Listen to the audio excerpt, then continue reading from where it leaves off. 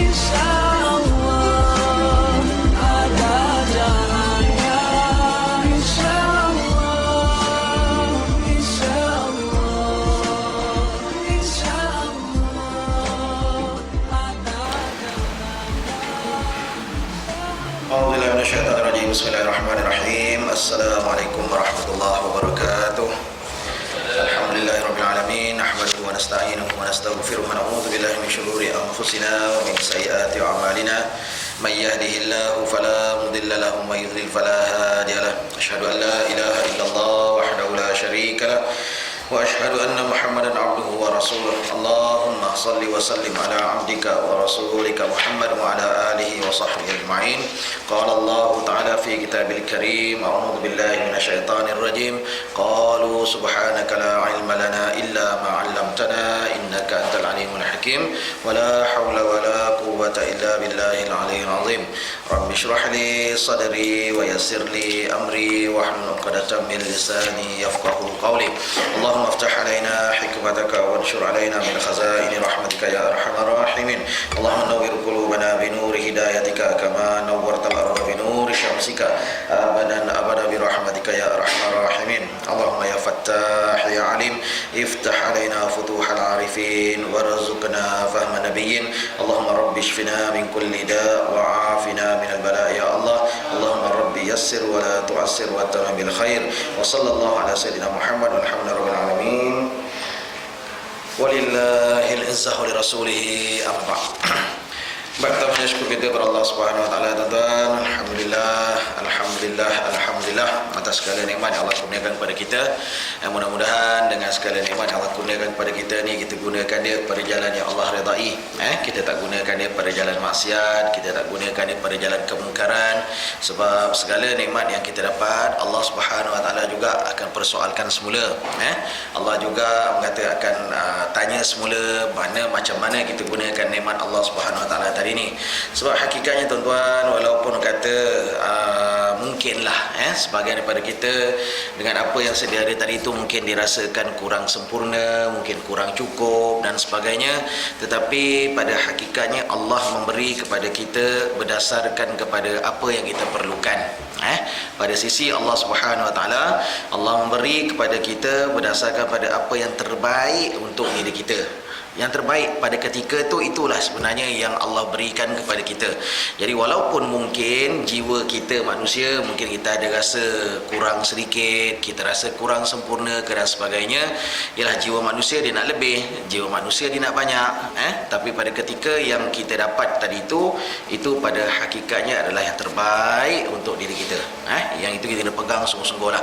Berdasarkan pada akidah kita, iman kita pada Allah Subhanahu wa taala yang ada pada kita sekarang, sama ada daripada kita sudut nikmat kesihatannya, nikmat orang kata anak-anak yang kata kita ada, nikmat jiran, masyarakat yang menerima kita, maka itu adalah yang terbaik untuk diri kita.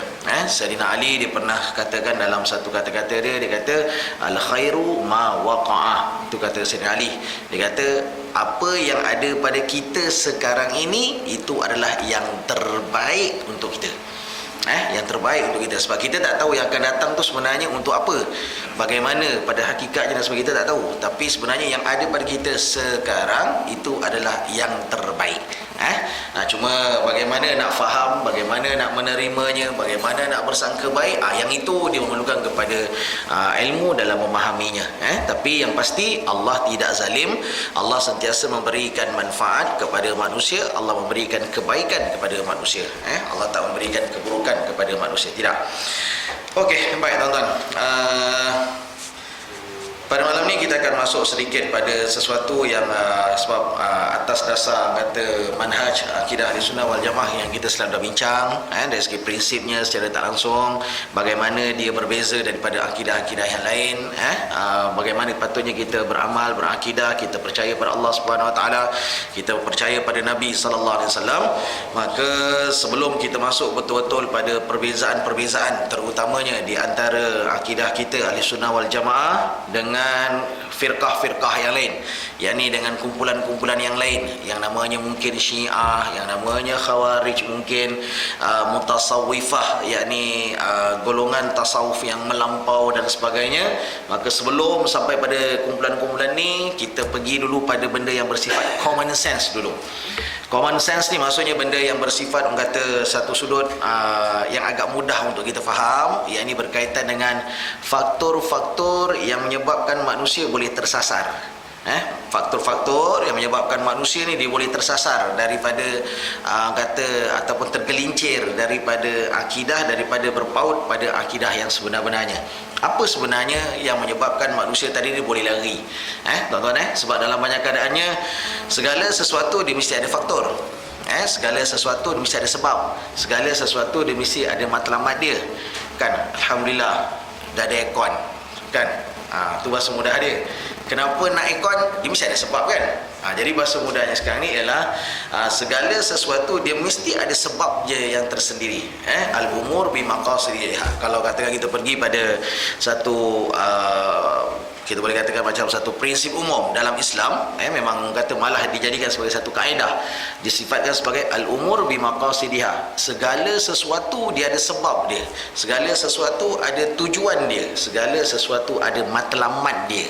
Itu benda ni kita tak boleh nak menafikan dia, sebab kita buat sesuatu mesti ada sebab. Kadang-kadang ada orang marah kadang-kadang bila dia tengok macam sketsa ataupun kata jenaka-jenaka lawak-lawak dekat TV kadang-kadang. Bila dia tengok kadang budak lelaki, pelakon lelaki pakai baju perempuan dan sebagainya untuk melawak. Kadang-kadang kita pun kata apalah ni, tak tahu ke hukum haram ke apa semua sekali. Tapi okey, itu satu sudut hukum.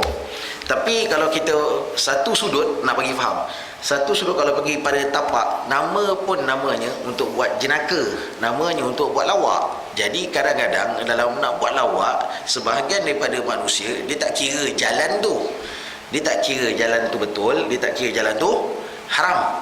Yang penting aku boleh buat lawak, sebab program tu untuk buat lawak. Jadi al-umur bi maqasidiha, semua benda tu ada tapak dia. Cuma mungkin pada kita kata jalan kau buat ni tak betul. Okey, itu persoalan approach, itu persoalan pendekatan. Tapi poin asasnya apa? Semua tu ada sebab dia. Itu poin dia. Kenapa program itu dia dicipta? Kenapa perkara tersebut dia dibuat? Tuan-tuan kata kita nak aircon pun mesti ada sebab. Kita bukan saja-saja pasang aircon, tak, kita tak kata macam tu. Jadi bahasa mudahnya tuan-tuan, segala sesuatu dia ada sebab. Maka kalaupun akidah yang benar itu pun kata bersebab, kenapa kita mesti berakidahkan kepada akidah kita ahli sunnah wal jamaah? Dia mesti ada sebab dia, seperti mana yang kita dah bincang selama ni. Maka begitu juga kalau orang lain kita katakan dia terkeluar daripada landasan yang benar, yakni akidah ahli sunnah wal jamaah, dia termasuk pula katakanlah dia berpegang dengan akidah yang namanya qadariyah, mungkin dia berpegang kepada akidah yang bersifat mu'tazilah mungkin dan sebagainya. Maka di situ pun dia ada sebab kenapa dia lebih seronok dengan akidah yang sedemikian. Walaupun ada kemungkinannya bila dia dah berbincang dengan orang lain dan sebagainya, mungkin pada ketika tu nampak ada macam tak kena, tapi jiwanya masih cenderung pada perkara tu. Dia mesti ada sebab. There must be reason. Tu cakap mudah dia. Jadi dalam untuk kita nak tengok ni secara mudah, dia faktor ni maksudnya benda-benda mudah lah, mudah-mudahannya, yakni kenapa orang kata ada sebahagian daripada manusia dia tetap terlari daripada kata tapak yang sebenar. Tuan-tuan bayangkan, kita mengatakan macam kita ambil contoh-contoh mudah dululah, seperti mana dulu. Sekarang ni wallahualam dah tak dengar cerita dah ayah pin kan, dia ada kat mana sekarang tak tahu. Kat langit, mak saya tak tahulah, sejujurnya saya tak tahu kat mana dia ada sekarang, masih lagi bernyawa ataupun tak, wallahualam kan. Tapi dalam kita masa yang dulu tengah heboh apa semua sekali pun, kadang-kadang kita pun sampai naik pelik. Ada orang tu yang kata kita sifatkan dia sebagai educated, cerdik, pandai, bijak, tapi boleh jadi pengikut dia juga. Ya apa punya orang kerja macam ni tapi ikut orang macam ni. Kita bukan jadi pelik, kenapa ada pengikut? Itu bahasa mudah dia. Dalam arti lain sekarang ni, dia mesti ada sebab kenapa dia boleh ikut Mamat tu. Itu cakap mudah. mesti ada sesuatu yang dia pandang. Mesti ada satu tapak yang dirasakan bahawa pasal benda ni lah aku kena ikut dia. Itu cakap mudah dia. Jadi sekarang ni kita nak pergi pada faktor-faktor yang disifatkan kata dalam akidah kita Ahlussunnah wal Jamaah yang menyebabkan kadang-kadang manusia ni boleh lari, boleh terkeluar daripada landasan dia. Saya akan cuba permudahkan dia untuk tuan-tuan cuba faham. Baik tuan-tuan, pada hakikatnya tuan-tuan, secara umumnya ialah akidah kita Ahlussunnah wal Jamaah ni disifatkan sebagai satu akidah yang terbaik untuk manusia. Satu, di atas perkara tersebut maka sepatutnya kita bergerak, kita berterusan di atas perkara tersebut.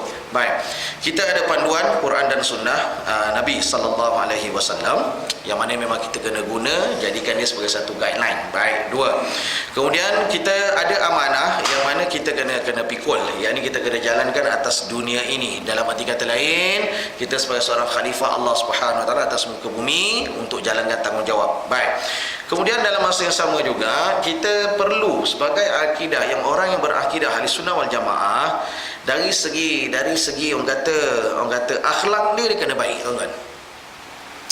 Ni secara umum untuk kita bagi kesimpulan sebelum masuk pada faktor. Sebagai seseorang yang berpegang kepada akidah Ahlussunnah wal Jamaah, tuan-tuan, kita mesti ada akhlak yang baik. Kita masuklah saya, tuan-tuan, dan itu juga terutamanya saya yang bercakap, kita mesti ada akhlak yang baik. Itu cakap mudah. Bermasuk sekarang ni tuan-tuan, sebab pada hakikatnya ialah yang akan memasukkan seseorang dalam syurga Allah Subhanahu Wa Taala, berdasarkan kepada hadis Bukhari, ada dua ni sebenarnya yang memang benar-benar memasukkan manusia, yang paling banyak memasukkan manusia dalam syurga Allah Subhanahu Wa Taala ni, dua ni. Satu, apabila Nabi SAW katakan bahawa dalam hadis tu, inna aktsara yudkhilan nas al-jannah, sesungguhnya yang banyak memasukkan manusia dalam syurga Allah ni ada dua. Satu, at-taqwallah, bagaimana seseorang itu bertakwa pada Allah Subhanahu Wa Taala, bagaimana dia beriman kepada Allah Subhanahu Wa Taala. Satu, kemudian yang keduanya wa husnul khuluq, atau kama qala Rasul sallallahu alaihi wasallam.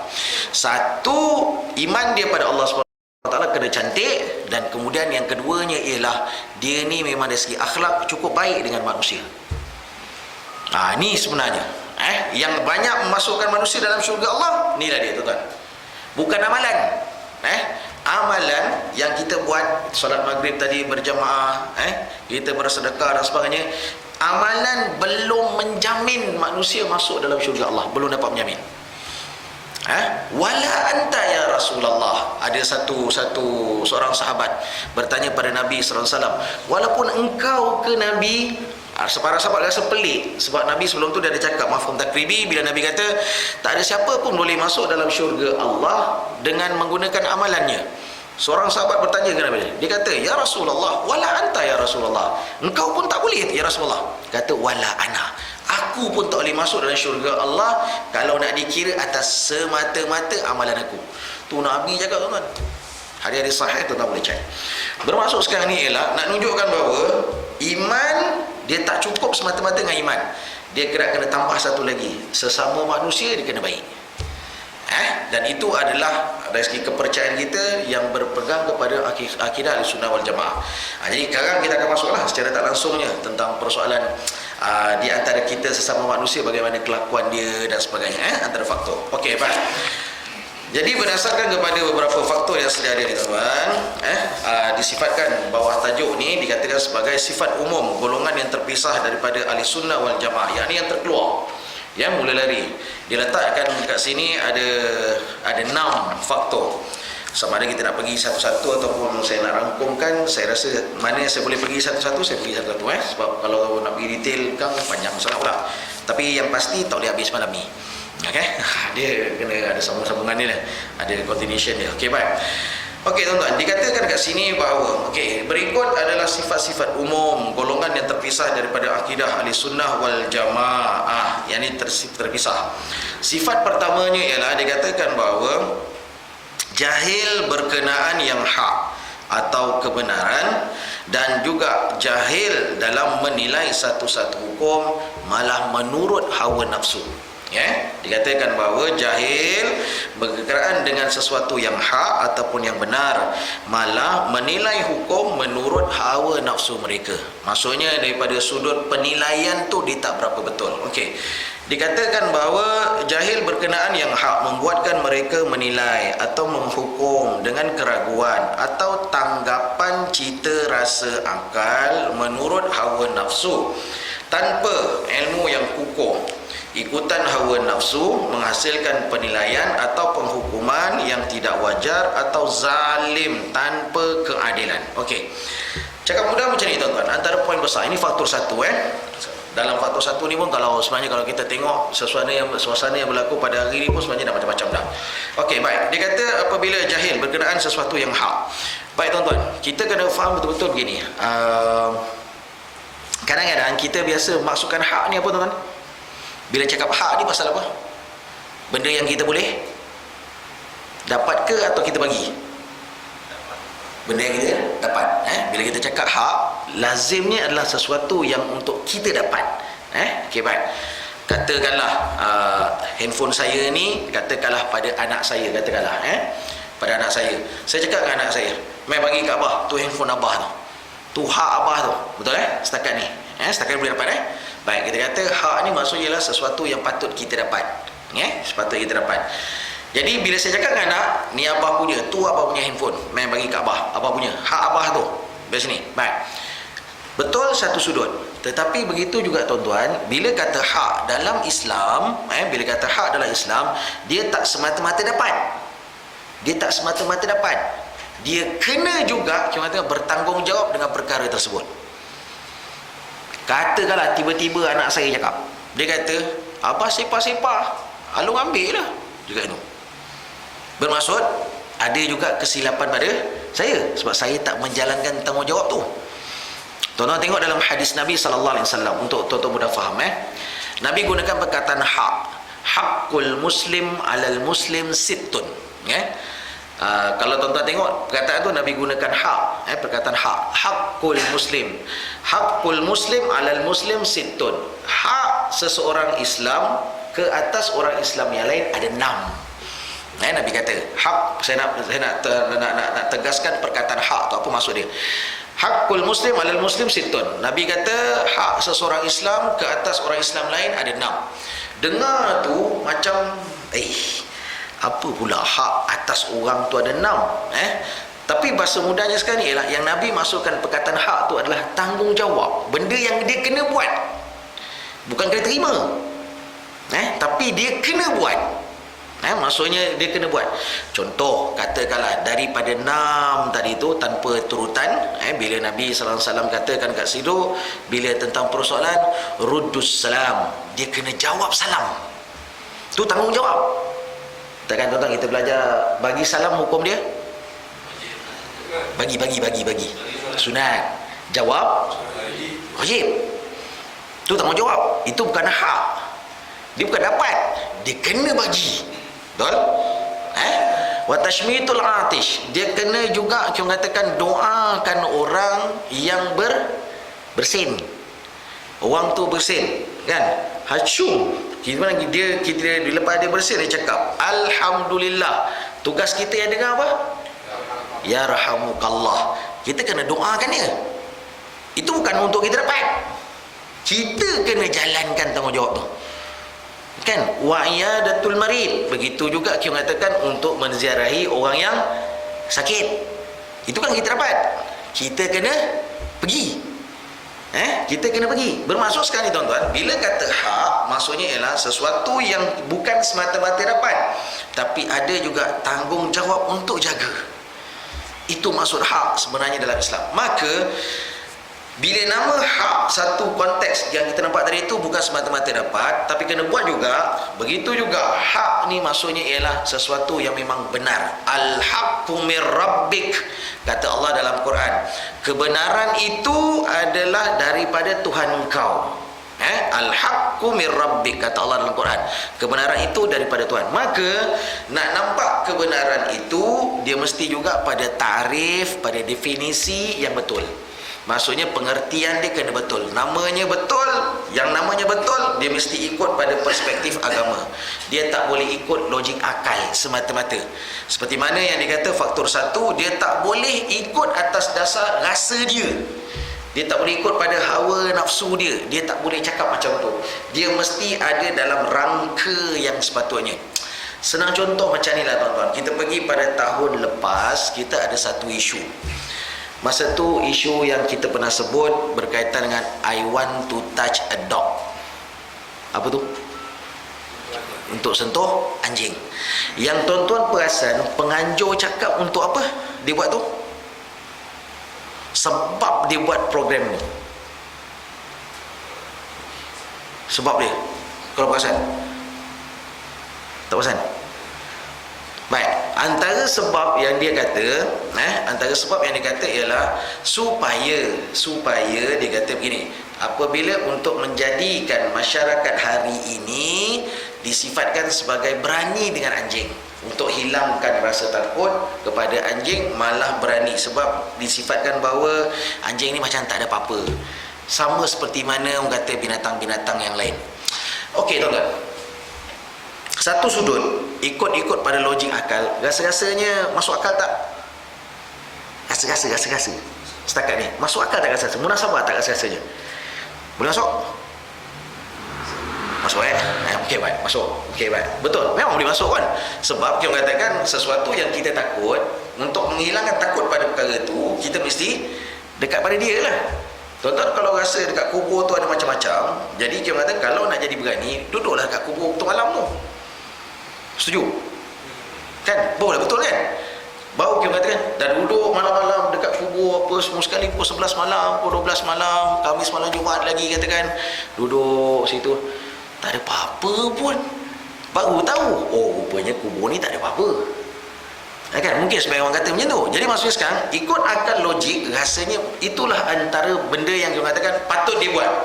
Tapi pada hakikatnya, bila kita tengok paling baik, kita tengok betul-betul, ini bukan masalah ataupun isu berkaitan tentang persoalan yang kita nak katakan bahawa ni nak hilangkan takut, nak datangkan berani. Tak. Ini mungkin ada agenda-agenda lain. Ini mungkin ada benda-benda lain dan sebagainya. Jadi dalam arti kata lain sekarang ni ialah penafsiran kepada perkataan tadi itu, yakni kita kata adakah benar untuk menghilangkan rasa takut dan sebagainya. Kita rasakan macam ada benda ikut logik kau ni tak betul ni. Saya tambah untuk pengukuhan tuan-tuan, G25 tuan-tuan, ada satu kumpulan yang mengatakan bahawa cakap mudahnya, kalau katakanlah bab khalwat selama mana dalam rumah tadi itu, biarkan dia orang. Kan tahu kan isu ni kan? Tahu okey baik. Tuan-tuan setuju? Setuju? Setuju. Sebab dia kata tu premis dia, tu tempat dia, suka hati dia je.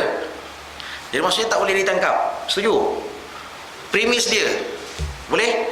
Tak boleh. Tak boleh terima baik. Memang betul kita tak boleh terima. Sebab dari segi hukum kata tak boleh. Itu sebagai satu mukaddimah, sebagai satu permulaan. Tapi pada mereka merasakan bahawa itu macam boleh pada diorang. Poin saya apa? Faktor pertama yang membawa kepada manusia tersasar daripada orang kata tergelincir daripada jalan yang betul, daripada akidah yang betul, sebab dalam banyak keadaannya ialah apabila melihat satu-satu perkara hanya berdasarkan kepada logik akal semata-mata, sedangkan perkara tersebut tak boleh.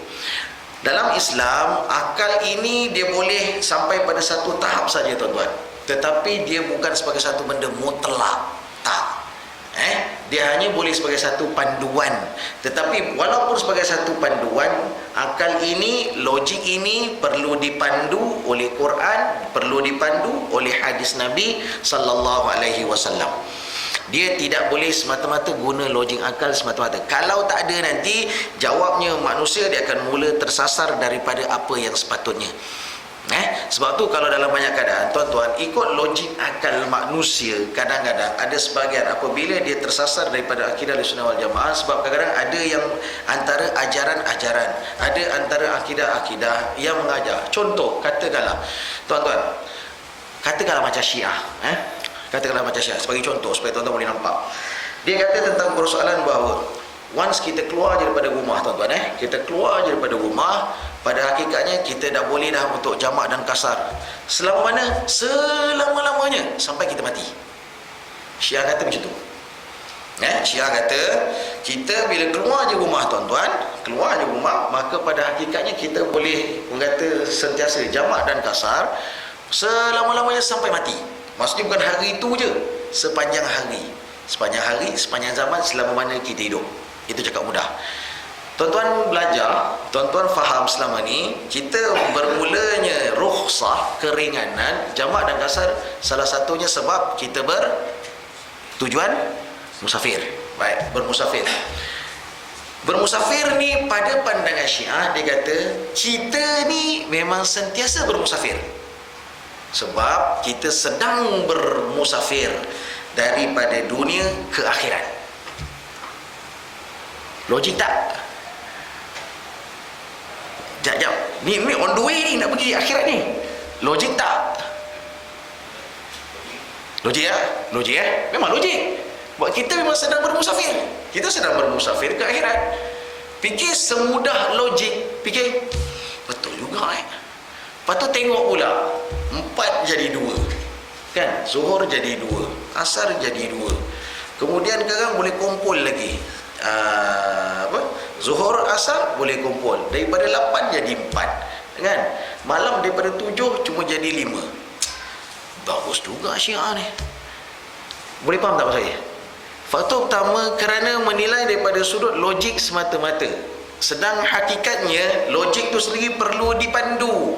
Dia mesti ada dalil Qurannya, dia mesti ada hadis Nabi-Nya sallallahu alaihi wasallam untuk pastikan bahawa yang logik-logik manusia ni dia tak akan terkeluar daripada jalan yang sepatutnya. Sebab tu dalam banyak keadaan, kalau katakanlah contoh lain, ada sebahagian daripada orang kata kumpulan-kumpulan tertentu, apabila dia mengatakan bahawa tentang persoalan solat ni, kalau katakanlah daripada 5 waktu, dalam konteks 5 waktu kita ada kata subuhnya, zuhur, asar, maghrib dengan isyak yang terpisah sebab dalam waktu-waktu tertentu. Bukankah lebih baik kalau kita kumpul ni sekali je, sekali hadap je, daripada hadap 5 kali kan nyusahkan orang. Tuan-tuan, ni memang ada ni bukan main saja cakap, tak ada tau. Ni memang ada dia punya kata tim-tim dia yang buat macam ni. Bahasa mudah sekarang kita kumpul aja. Betul kita tunaikan solat, boleh, tak ada masalah apa-apa. Tapi kalau katakan bukankah lebih baik, bukankah lebih mudah, sebab kita kata Islam itu mudah, kumpulkan daripada instead 5 times daily, 5 kali dalam satu hari, baik sekali je kita hadap. Kan itu lebih baik. Ni bukan saya nak asut tau. Tapi nak bagi hajar, nak bagi faham. Logik itu dia mesti ada tapak dia. Logik dari segi kemunasabahan itu pun dia mesti ada tapak dia sendiri. Mesti didefinisikan, bukan semata-mata di atas dasar kita rasakan macam tu tak ada masalah. No, dia tak macam tu tuan-tuan. Imam Al-Qurtubi tuan-tuan dalam Allah SWT, dalam kitab dia Al-Muwafaqat, Imam Al-Qurtubi rahimahullah ta'ala alaih, dalam kitab Al-Muwafaqat dia letak ada salah satu daripada Allah SWT, dia punya prinsip dia, salah satu daripada 4 prinsip dia, salah satu tu disifatkan sebagai Al-Qasdut Ta'abudi. Al-Qasdut Ta'abudi. Baik. Al-Qasdut Ta'abudi ni maksudnya ialah dari segi ketundukan, kepatuhan itu dia mesti berdasarkan kepada apa yang diikat oleh Quran dan apa yang diikat oleh sunnah. Malah tujuan dia tuan-tuan, tujuannya bukan masalah logik kamu manusia, tak. Sebab disifatkan dalam tu dia kata al-qasdut ta'budi. Apakah maksud al-qasdut ta'budi? Li ikhrajil mukallaf an da'iyati hawahu. Dia kata kat situ tentang persoalan ta'abbud untuk tunduk. Tuhan dah kata 5 kali, subuh ada waktu dia, zuhur ada waktu dia, asar ada waktu dia, maghrib ada waktu dia, isyak ada waktu dia. Bahasa mudah, tujuannya ialah supaya kamu ta'abbud, kamu tunduk pada waktu yang dah ditetapkan oleh Tuhan. Li ikhrajil mukallaf. Nak pasal bahasa mudah, kenapa diletakkan ada segmen, ada waktu. Tujuan asasnya apa? Ketetapan tu kerana apa? untuk mengeluarkan kita al-mukallaf an da'iyati hawa, untuk daripada manusia mendakwa, daripada manusia menetapkan ikut suka hati dia. Sedang hakikat Allah Subhanahu wa taala diberikan kepada kita akal untuk kita berfikir, untuk kita merancang, untuk kita mengatur kehidupan dan sebagainya. Sebab itu diberikan maklumat, diberikan ilmu, diberikan panduan daripada Nabi, daripada Quran dan sebagainya. Adanya sunanul kauniyah untuk ajar pada manusia. Kamu buat begini, kamu sungguh-sungguh melakukannya, kamu tawakal kepada aku akan kata iakan apa yang kamu kendaki. Bermaksud apa yang kita usahakan pada hakikatnya tuan-tuan, insya-Allah Allah akan mengiyakan. Dalam arti kata lain tuan-tuan, kita kena buat terlebih dahulu, bukan terus saja untuk mengatakan dah dia dah memang secupak, takkan jadi segantang. Dia tak boleh. Sebab akal manusia dia diajar, dia dididik oleh Allah Subhanahu wa taala pada hakikatnya untuk kita merancang, melakukan sesuatu. Sebab tu dari segi kata akidah kita Ahlussunnah wal Jamaah ni tuan-tuan, dia amat indah apabila dia meletakkan kepada kita tentang ruang-ruang untuk kita berfikir, untuk kita ada ilham. Allah kurniakan kepada kita ilham, Allah berikan kepada kita pengetahuan supaya mata kita boleh merancang dan sebagainya. Jadi kalau katakanlah daripada hanya mengikut kepada cita rasa manusia semata-mata, akan ikut pada hawa nafsu, jawabnya ilmu yang sedia ada juga dia akan lari, habis, dia akan hancur. Dalam banyak keadaannya hanya taklid semata-mata. Kita rasa macam tu, tapi pada hakikatnya dia tak ke mana-mana. Okey tuan-tuan, okey, baik. Saya nak pergi pada faktor yang kedua. Jadi ada 6, saya masuk pada yang kedua. Baik, yang kedua dikatakan bahawa saling bercanggahan pendapat. Saling bercanggahan pendapat yang membawa kepada perpecahan dan juga permusuhan. Okey, ini antara disifatkan sebagai kenapa seseorang tadi itu dia terkeluar daripada yang namanya akidah Ahlussunnah wal Jamaah. Kejahilan dan ikutan hawa nafsu melahirkan pendapat-pendapat yang berbilang-bilang serta bercanggahan. Ini menghasilkan permusuhan dan juga perpecahan. Okey tuan-tuan, ini senang ceritanya beginilah. Dia lebih kepada persoalan kadang-kadang bila satu-satu perkara tersebut yang kita nampak dalam banyak keadaannya ialah kita tidak berlapang dada dengan satu-satu perkara. Kita tak berlapang dada, kita lebih mempertahankan apa yang kita nak, kita rasakan yang kita punya adalah yang terbaik dan sebagainya. Sedangkan kadang-kadang berselisih itu sememangnya merupakan fitrah alam. Berselisih pendapat, tuan-tuan pegang sungguh-sungguh ni punya prinsip dia. Berselisih pendapat sememangnya merupakan fitrah manusia.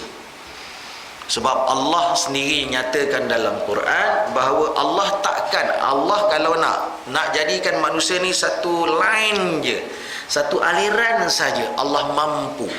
Tapi Allah tak buat. Allah jadikan manusia ni dia ada kepelbagaian.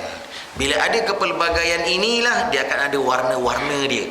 Jadi sekarang ni di antara warna-warna keindahan hidup manusia apabila adanya kita katakan perbezaan pandangan. Kenapa ada perbezaan pandangan? Sebagai satu jalan saling melengkap antara satu sama lain. Allah tak jadikan tuan-tuan jari kita ni sama panjang, tak. Mungkin dia nampak macam sama panjang, tapi duduknya tu dia tetap tak sama. Dan setiap jari-jari tadi ni dia ada dia peranan dan fungsi dia. Walaupun dia datang daripada tangan yang sama. Anak-anak kita tuan-tuan, katakanlah kita ada 6 orang anak, 6 orang walaupun daripada ayah yang sama, daripada mak yang sama ke perangai 6 ni? Tak. Seorang ikut perangai kita, seorang ikut mak mak dia, macam bini kita lah. Seorang lagi ikut, dia tak ikut kita, dia tak ikut bini kita, mak dia tak ikut, dia ikut moyang dia punya perangai. Ni tengok lain macam mana kau punya perangai ni. Orang cerita-cerita lah, rupanya dia ikut yang atas, patut lain macam lanon dia. Kan? Sebab bahasa mudah sekarang ni walaupun ada sumber yang sama, tapi tetap ada warna-warna dia. Bahasa mudah dia saling melengkap dan dia masing-masing itu setiap tu ada dia punya kelebihan dan ada kekurangan dia. Itu pasti. Dia saling melengkap. Cakap mudahnya macam tu. Jadi dalam arti kata lain sekarang ni tuan-tuan, yang berselisih ini pada hakikatnya ialah dibenarkan dalam Islam. Yang tidak dibenarkan ialah apabila berselisih pandangan tetapi boleh membawa kepada iftiraq. Yang itu tak boleh. Ikhtilaf boleh. Alif kha ta lam alif fa. Kita tak ada whiteboard. Alif kha ta lam alif fa. Ikhtilaf tu tak ada masalah. Berselisih tak ada masalah. Sebab manusia memang kita katakan fitrahnya berselisih. Tuan-tuan cakap mudah macam ni je tuan-tuan. Tuan-tuan semua daripada kata latar belakang keluarga yang berbeza. Setuju? Setuju. Tuan-tuan dari segi yang kata pengalaman hidup yang berbeza. Setuju? Setuju. Tuan-tuan semua adalah datang daripada kerjaya-kerjaya yang berbeza. Yang mana pastinya prosedur, undang-undang kerja dan sebagainya tak sama antara satu dengan sama lain. Yang pastinya membina persepsi, yang pastinya membina cara fikir kita. Itu confirm. Jadi mana mungkin semudah okey kami setuju. Tak semudah tu tuan-tuan. Kadang-kadang orang cakap je pun aku rasa macam tak kena je, paling jauh kita cakap je tu. Itu cakap mudah. Ustaznya mungkin sama, penceramahnya mungkin sama, habibnya mungkin sama, tapi yang 40 dengar, 40 kata kau setuju? Aku rasa macam boleh. Okey boleh. Tapi pastikan ada orang aku belajar dulu, ustaz aku aja lain sikit. Tuan-tuan, dia tak semudah, dia takkan semudah tu jadinya tu. Ini adalah kita katakan colours of life, warna-warni dalam kehidupan. Ada orang setuju telur berdasarkan kepada dia punya pengetahuan dia, maklumat yang dia ada. Orang kata telur ni banyak kolesterol. Setuju tuan? Setuju? Setuju. Okey, baik. Telur. Okey, baik. Telur ni banyak kolesterol. Maka oleh kerana ada dengan maklumat yang kita ada, kolesterol yang tinggi dia tak baik untuk manusia. Setuju? Setuju. Setuju. Tapi kalau katakanlah sekarang ni orang tadi tu memang kerja kebun. Kerja orang katakan tarik kabel, katakanlah macam JKR mungkin, TNB mungkin, panjat tiang apa semua sekali. Dia makan 3-4 biji satu hari pun tak ada masalah. Kan? Sebab kita katakan telur tadi tu memberikan tenaga pada dia dan dia pakai. Apa dia masalah dia? Jadi dia bukan masalah isu asas, bukan isu asasnya sekarang ni ialah kerana kolesterol tinggi, tak. Sekarang ni isu asasnya dengan kolesterol yang tinggi tu, isu kat belakang cerita dia apa? Kau pakai tak tenaga tu balik.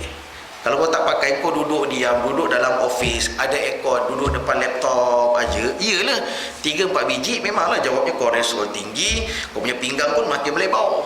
Itu betul. Tapi aku tak, contoh katakanlah orang kerja duk tarik kabel apa sekali. Aku tak kerja, aku memang aku pakai tenaga 3-4 biji, kau 12 dah habis dah aku pakai 3-4 biji telur. Bermaksud sekarang ni ialah setiap orang katakanlah A kata aku tak boleh makan telur sebab kolesterol tinggi, B kata aku kena pakai kolesterol tinggi sebab aku guna tenaga. Bermaksud sekarang ni di antara A dengan B jangan gaduh sebab dua-dua ada hujah. Dua-dua ada hujah, dua-dua ada dalil. Dalil, apa maksud dalil? Ada bukti, ada fakta. Ada fakta sains mengatakan bahawa telur ada kolesterol. Bagi B pun dia ada hujah, dia ada dalil. Dalil ni bukan semata-mata dalil ni tuan-tuan, dalam bahasa Arab maksudnya ada petunjuk. Itu maksud dalil. Ada petunjuk. Itu maksud dalil sebenarnya dalam bahasa Arab secara mudahlah daripada sudut istilah. Apa maksud dalil? Dalil ni ada petunjuk, ada bukti. Jadi yang B pun ada dalil, dia pun ada bukti, ada fakta. Kamu makan tenaga banyak, kolesterol banyak, tapi kamu guna tenaga tak ada masalah.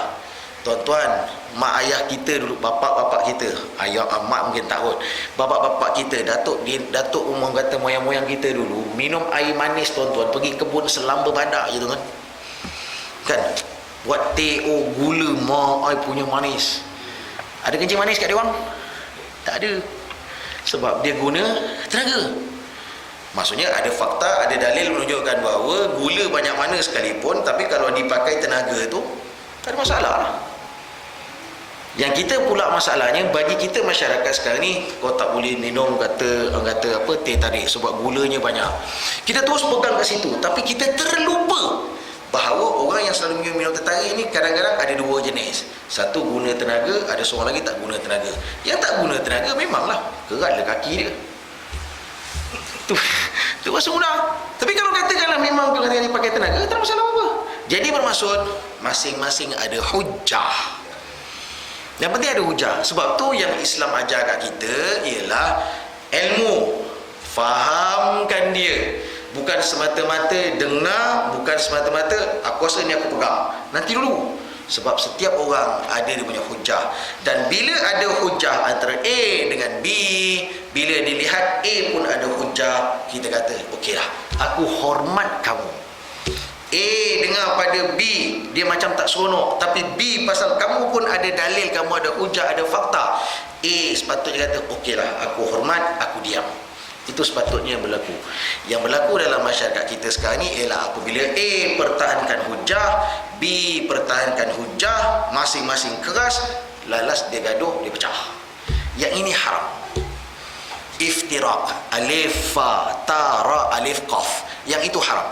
Ikhtilaf tak ada masalah apa-apa, sebab setiap manusia ada perbezaan latar belakang ilmunya, pengalaman hidup dan sebagainya. Dia takkan sama, mustahil sama. Kita pegang tu betul-betul. Tapi pada ketika yang masing-masing ada hujah, tuan-tuan, masing-masing kena lapang dada untuk mula menerima. Okeylah, pasal ada hujah, ada dalil dan sebagainya, aku terima, aku hormat pandangan kamu. Yang kamu punya pun tadi pun, pasal aku pun ada hujah. Masing-masing sudahlah, tuan. Jangan gaduh-gaduh.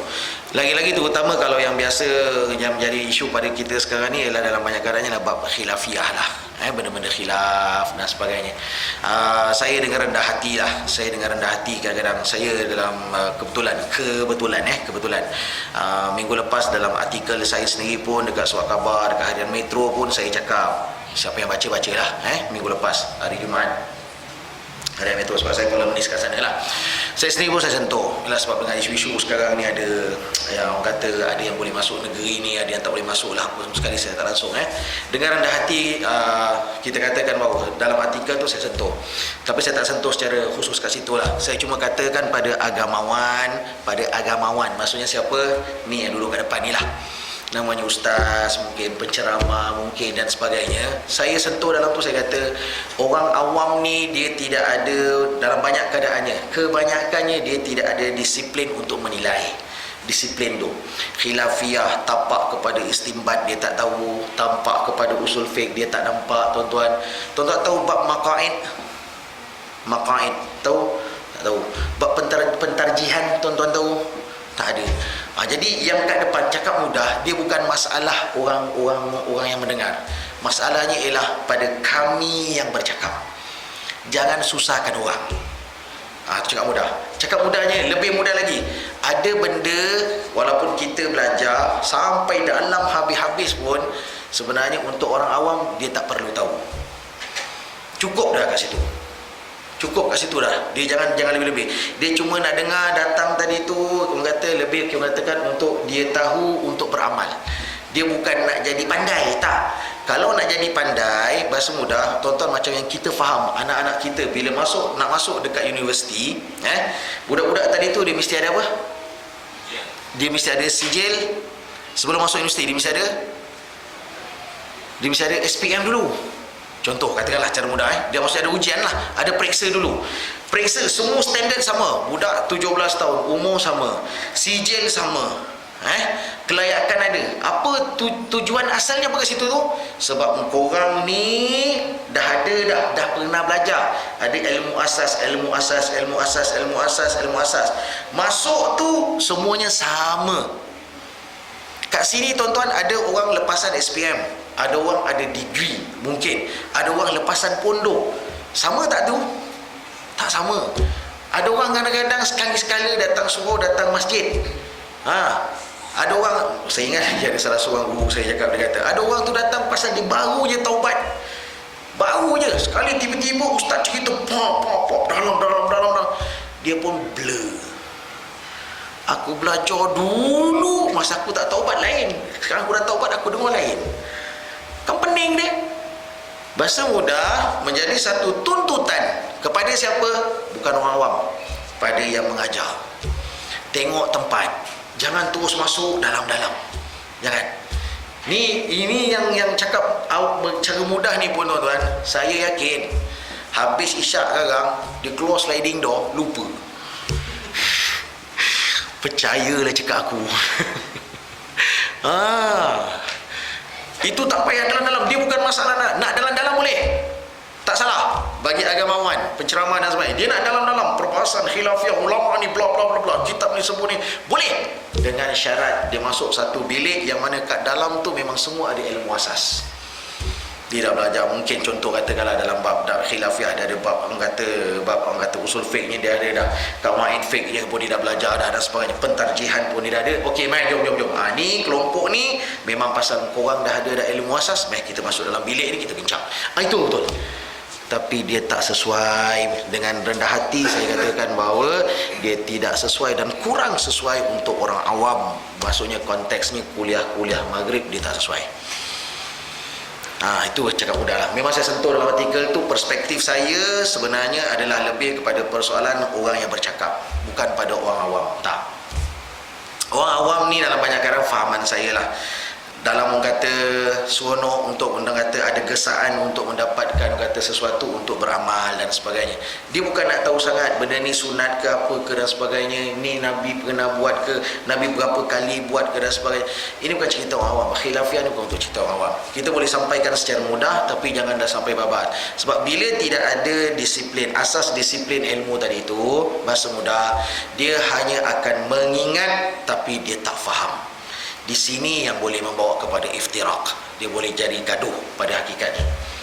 Ini kat sini sebenarnya. Jadi dalam arti kata lain sekarang ni tuan-tuan, orang kata yang menjadi, orang kata kadang-kadang orang tu terkeluar daripada akidah Ahlussunnah wal Jamaah ialah apabila dalam satu keadaan, satu konteks dia tak boleh untuk memahami, kita katakan apa sebenarnya yang dimahukan, yang dikehendaki oleh agama Islam. Itu sebenarnya. Jadi kita dengan rendah hati kita katakan bahawa bagi orang awam dalam banyak keadaannya ialah kita katakan cuba memahami pada prinsip asas saja. Maksudnya bagaimana untuk beramal, kalau salat bagaimana dan sebagainya. Tuan-tuan, saya dengan secara tegasnya saya katakan bahawa dengan tegas saya katakan bahawa apa yang kita dapat selama ini daripada kata kita kecil sampailah sekarang ni kita dah membesar, apa yang kita dapat daripada tok guru kita, ustaz-ustaz dulu, ustazah dulu mungkin dan sebagainya, peringkat-peringkat kata pada peringkat pondok yang kita dah diajar dan sebagainya, kesemuanya itu dah cukup bersesuaian dah untuk orang awam dah. Bermaksud dalam kata lain dari segi perbahasan macam khilafiyah, mungkin ada kunut tak ada kunut ke dan sebagainya tuan-tuan. Itu tuan-tuan jangan gaduh-gaduh lah. Tuan-tuan kalau pergi tapak pada secara mudah pun, pergi tapak secara mudah tuan-tuan, katakanlah contoh dalam bab kunut katakanlah, tuan-tuan sendiri belajar, kita biasa dengar bahawa kalaupun dalam konteks kita, dalam konteks kita belajar solat ni ada berapa rukunnya? 13. Dalam rukun yang 13 tu ada sebut kunut tak? Tak ada. Bila kalau orang kata, kalau katakanlah kita subuh dah ada kunut, tiba-tiba ada orang kata tak perlu kunut ke dan sebagainya, sebabnya bla-bla macam ni dan sebagainya. Tuan-tuan pergi balik pada basic. Aku belajar rukun solat 13. Dalam 13 tak ada sebut kunut. Maksudnya dia sunat. Bila kata sunat, apa maksud sunat? Buat pahala, tak buat sudah lah. Upaya apa nak gaduh-gaduh? Yang kita masalah sekarang ni ialah walaupun tapaknya sunat tapi nak gaduh juga. Itu yang jadi masalah. Simple je, kita pergi pada tapak asas. Benda ni wajib tak? Okey, wajib aku kena buat. Okey, tak buat tak wajib, tak payahlah. Dah. Sebab tu bahasa mudah, pada sebahagian orang yang mungkin ada ilmunya, dia boleh memahami, okey aku senang cerita. Tapi kalau pada sebahagian orang, minta maaf, ditambah pula mungkin pada ketika tu dia seronok dengan A, dia kurang seronok pada B, dia akan ada emosi pula dekat situ. B ni cakap ni sudahlah aku pakai A. Jadi jawabnya dari segi lapang dada tak ada dah. Dia akan lebih bergaduh. Peduli apa? Janji ni dia dah mula lah. Dia akan jadi masalah. Jadi tuan-tuan, secara umumnya untuk tuan-tuan saya bagi tahu, kita katakan bahawa berdasarkan kepada akidah kita Ahlussunnah wal Jamaah, faktor kedua yang menyebabkan kita katakan saling bercanggahan, pegang baik-baik prinsipnya apa? Bukan bercanggah lah, lebih tepat pada istilah berselisih pendapat antara satu sama lain, hakikatnya adalah fitrah manusia. Sebab kelainan latar belakang, kelainan pengalaman hidup, pendidikan lain dan sebagainya, maka berbeza pandangan tadi itu adalah satu fitrah manusia. Normal, tuan-tuan. Itu normal. Cuma yang fitrah manusia ini, dia mesti datang dengan lapang dada. Dia jangan mengatakan keterlaluan, kata dah aku punya betul, yang kamu punya salah. Bila kata macam tu, di hujung dia akan berpecah. Yang itu jadi haram, yang itu tak boleh. Jadi tuan-tuan, pada peringkat kita cuba didik diri kita untuk cuba berlapang dada. Apa maksud lapang dada? Aku rasa engkau pun ada hujah, aku pun ada hujah yang aku belajar. Jadi sama-sama terpulanglah pada kamu. Kamu nak buat, tak nak, tak ada masalah. Itu cakap mudah dia. Jadi jangan gaduh. Jangan gaduh. Sebab kita katakan orang awam dalam banyak keadaannya dia susah untuk melihat disiplin-disiplin dan sebagainya. Tentang persoalan orang kata an-nasikh wal mansukh, ada dalil yang dibatalkan lagi dan sebagainya. Tuan-tuan, orang awam memang tak pandai. Orang kata dia tak boleh pergi sebab disiplin tu dia tak ada pada diri dia. Jadi dalam arti kata lain, tuan-tuan, bahasa mudahnya dengan rendah hati, dengan faktor yang kedua ni, antara sebab yang kata kita nampak kadang-kadang yang boleh menyebabkan seseorang tadi tu lari daripada tapak yang sebenarnya ialah apabila daripada sudut penilaian. Faktor satu tadi apa? Penilaian yang salah, lebih banyak melihat kepada logik akal semata-mata yang tidak dipandu oleh dalil Quran ataupun hadis Nabi sallallahu alaihi wasallam. Satu. Dan yang keduanya ialah apabila tidak ada lapang dada yang menyebabkan masing-masing mempertahankan hujah masing-masing, sedang hakikat tapak tu adalah satu tapak yang kita sifatkan, yang kita katakan benda khilaf. Dalam bayakan ini bukannya kita katakan satu benda yang mesti kita nak bawa sampai gaduh-gaduh, tak. Jangan sampai pada perkara tersebut. Baik, saya cukup lah untuk malam ni. Mudah-mudahan ada manfaat untuk kita fikir-fikirkan, tuan-tuan. Jadi sebagai satu kesimpulan mudah, asasnya ialah kita tambah ilmu kita, fahamkan betul apa yang kita belajar, apa yang kita terima, dan jangan orang kata sebab dia begini, kadang-kadang ada sebahagian daripada kita dia bersemangat untuk belajar agama, untuk tambah agama dan sebagainya. Alhamdulillah, bagus, silakan.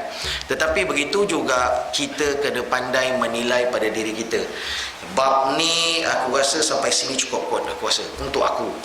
Ni kalau dah sampai pada perbahasan antara ulama' ni, tuan-tuan, kadang-kadang bila kita baca kitab, bila kita baca buku, kita baca artikel, benar ada perbezaan pandangan di antara ulama'. Tetapi kadang-kadang yang pastinya kadang-kadang yang kita tak nampak ialah kenapa dan apakah faktor yang menyebabkan ulama' A kata macam ni, kenapa ulama' B dia tak setuju, dia cakap benda lain dan sebagainya. Kita tak nampak dia punya wajhul istidlal. Boleh dapat wajib istidlal? Tak dapat. Ada mungkin sebagian dapat, ada sebagian ngangguk tadi. Alhamdulillah. Wajib istidlal maksudnya ialah wajah kepada pendalilan, tapak kepada untuk penghujahan tu, tapak perbahasan. Kadang-kadang majoriti orang awam dia tak nampak. Dia cuma tahu dalam artikel, dalam surat khabar, mungkin dalam buku dan sebagainya, ulama' ni kata macam ni, ulama' ni kata macam ni. Kenapa dia orang kata bersih-bersih? Kita tak tahu. Melainkan siapa yang ada disiplin tak ada masalah lah. Tapi pada siapa yang tak ada disiplin, dia cuma boleh ingat aja. Kadang-kadang sampai pada satu tahap zaman sekarang ni dia boleh copy paste. Dia ambil, dia mengatakan orang punya, dia tak lepas tu dia gaduh. Tak, ulama tu dah cakap dah. Tapi dia sendiri pun dia tak tahu bagaimana perkara tersebut berlaku. Di situ datang masalah. Jadi bagi kita orang awam dalam banyak keadaannya, tuan-tuan, kita cubalah untuk berlapang dada dan kita cuba mengukur diri kita di mana yang sepatutnya kita belajar, dan dengan rendah hati terutamanya pada agamawan, pada orang yang berada di hadapan, perhatikanlah kita katakan audiens yang ada tadi itu. Rasa-rasa patut tinggi ataupun patut rendah, ataupun sekadar untuk bagi gesaan pada mereka untuk beramal, untuk bersatu padu, jangan berpecah dan sebagainya. Jadi itu tanggungjawab untuk orang depan lah, untuk mengingatkan kepada orang awam. Baik, saya rasa cukup lakon. Mudah-mudahan ada manfaat. Wallahu a'lam. A'udzubillahi minasyaitonir rajim. Bismillahirrahmanirrahim. Alhamdulillahirabbil alamin wassalatu wassalamu ala asyrofil anbiya'i wal mursalin wa ala alihi washabbihi ajmain. Allahumma fa'na bima 'allamtana wa 'allimna ma yanfa'una wa zidna 'ilman walhamdulillahi ala kulli hal. Allahumma arina al-haqqa haqqan warzuqna ittiba'ah wa arinal batila batila warzuqna ijtinabah. Ya Allah, ya Tuhan kami, perlihatkanlah kepada kami kebenaran itu sebagai satu kebenaran dan berikanlah kami kekuatan untuk menurutinya ya Allah. Dan Kau perlihatkanlah kepada kami kebatilan itu sebagai satu kebatilan dan berikanlah kami kekuatan untuk menjauhkannya ya Allah. Allahumma rabbana atina fid dunya hasanah wa fil akhirati hasanah wa qina adzabannar. Wa sallallahu ala sayyidina Muhammad walhamdulillahi rabbil alamin. Barakallah, barakallah, barakallah, barakallah, barakallahu lakum wa lana, barakallahu lakum wa lana. Allah barik lahuma, Allah أدم حبهما, الله صل وسلم على رسول الله. الله تب علينا, الله ارضى عنا, الله اهد خطانا على سنة نبينا. Let's raise our hands and make dua like the Prophet taught us, and with one voice let's all say, say, say, Barakallahu